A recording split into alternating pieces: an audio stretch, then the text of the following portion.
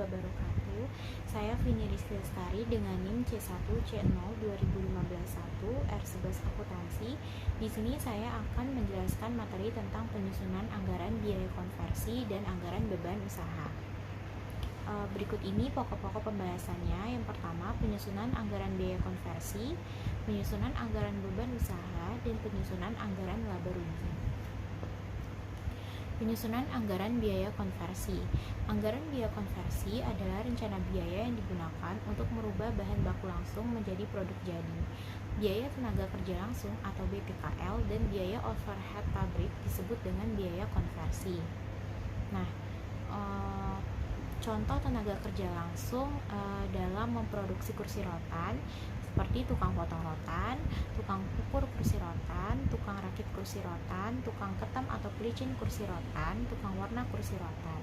Sedangkan tenaga kerja tak langsungnya ialah tenaga kerja manusia yang ikut membantu menyelesaikan produk seperti mandor, manajer produksi, penyelia, dan lain-lain.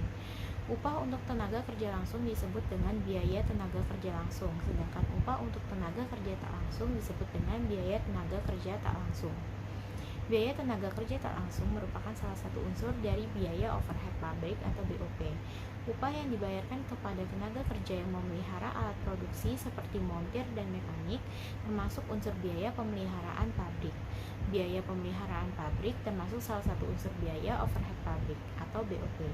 Anggaran biaya tenaga kerja langsung meliputi taksiran keperluan tenaga kerja yang diperlukan untuk memproduksi jenis dan kuantitas produk yang direncanakan dalam anggaran produk.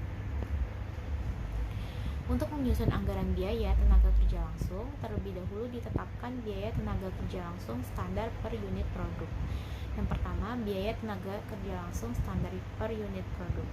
Jam standar tenaga kerja langsung atau JSTKL adalah taksiran sejumlah jam tenaga kerja langsung yang diperlukan untuk memproduksi satu unit produk tertentu.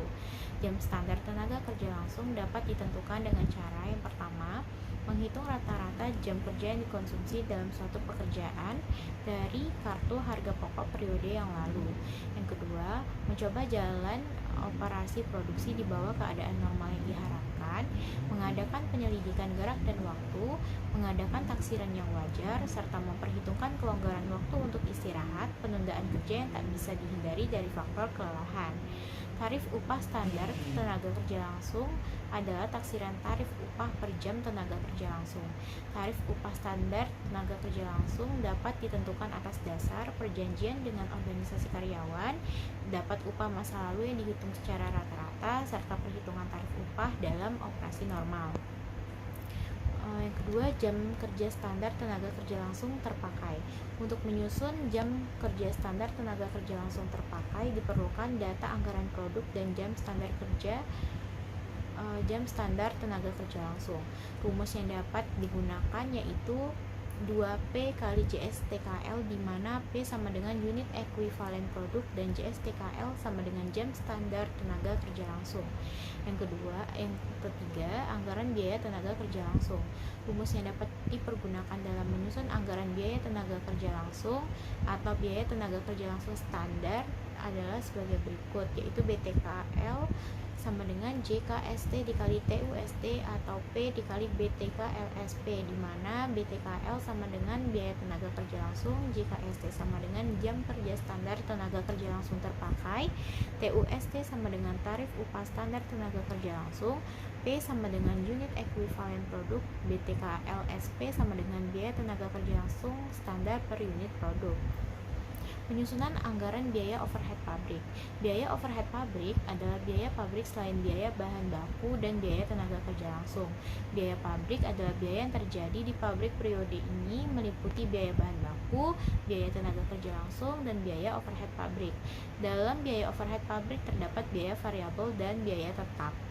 BOP variabel adalah biaya overhead pabrik yang dipengaruhi oleh besar kecilnya volume kegiatan produksi.